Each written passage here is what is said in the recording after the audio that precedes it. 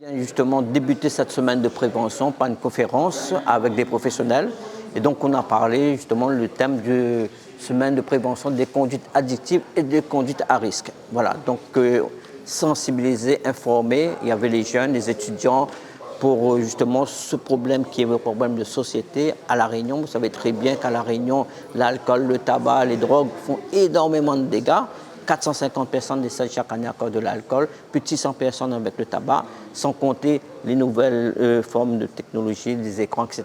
Donc voilà, l'objectif de ce débat, justement, c'est sensibiliser, informer les étudiants, les jeunes sur ces problèmes d'addiction. Il y a une semaine de prévention qui a commencé aujourd'hui, qui va se terminer samedi avec un défilé au Monument aux Morts et un village de prévention au Jardin de l'État.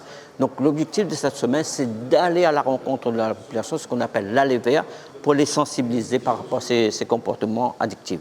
Il n'y a pas de fatalité. Osons, parlons, échangeons pour justement qu'on arrive à faire que La Réunion sorte sur le podium de la honte. On est la 3e région française la plus touchée par rapport à ce problème d'addiction. Vous savez, le problème d'addiction, c'est un problème qu'il faut parler tous les jours. Là, on a un éclairage, effectivement, cette semaine, mais c'est un sujet qu'il faut tous les jours parler, discuter, échanger. C'est comme ça qu'on va arriver peut-être à changer le comportement des personnes par rapport aux produits. Nous sommes sur la 7e édition de cette action originale faite à La Réunion pour vraiment mobiliser l'attention de la population sur la réalité de ces problématiques addictives et mener, impulser une dynamique de prévention, notamment en faveur des jeunes, puisque les addictions s'installent dans 90% des cas avant 18 ans. Donc on va être sur toute une semaine d'intervention dans différents lieux de La Réunion, par exemple à Mafat, dans les cirques, dans les principales villes.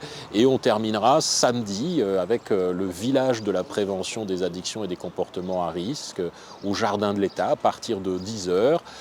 Après une démarche, une marche, un défilé de 9h à 10h qui traversera le centre de Saint-Denis au départ du Monument de la Victoire pour défiler avec les usagers, les familles, les sympathisants, les soignants, tous ensemble pour montrer qu'on existe, que ce sont des pathologies, il n'y a pas justement lutter contre la stigmatisation, augmenter la visibilité des personnes qui font face à une addiction, qui demandent davantage de reconnaissance, davantage de moyens, une évolution aussi des lois afin d'être davantage soutenus et pris en considération pour ces problématiques qui pèsent tout à fait de façon importante, lourd sur la santé des Réunionnaises et des Réunionnais. Malheureusement, aujourd'hui, le regard sur les personnes qui souffrent d'addiction, il demeure négatif avec un phénomène de stigmatisation, où à La Réunion, par exemple, on va parler de vices, de choses comme ça, alors qu'il s'agit de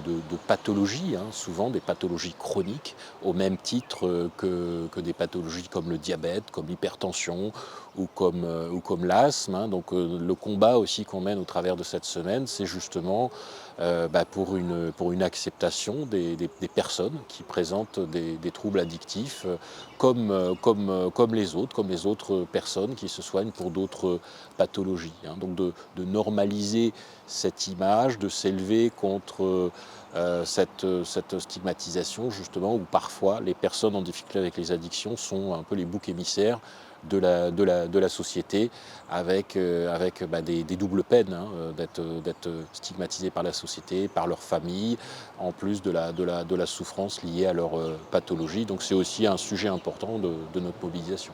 Venir nous rejoindre au Jardin de l'État samedi, venez nous rencontrer, il y aura plus de 22 partenaires en principe qui seront là pour répondre à toutes vos questions et puis ce sera aussi un moment de convivialité, de plaisir, de fête, en parlant prévention à destination des jeunes et des moins jeunes. Et donc je vous invite toutes et tous à nous rejoindre ce samedi 12 au Jardin de l'État à partir de 10h.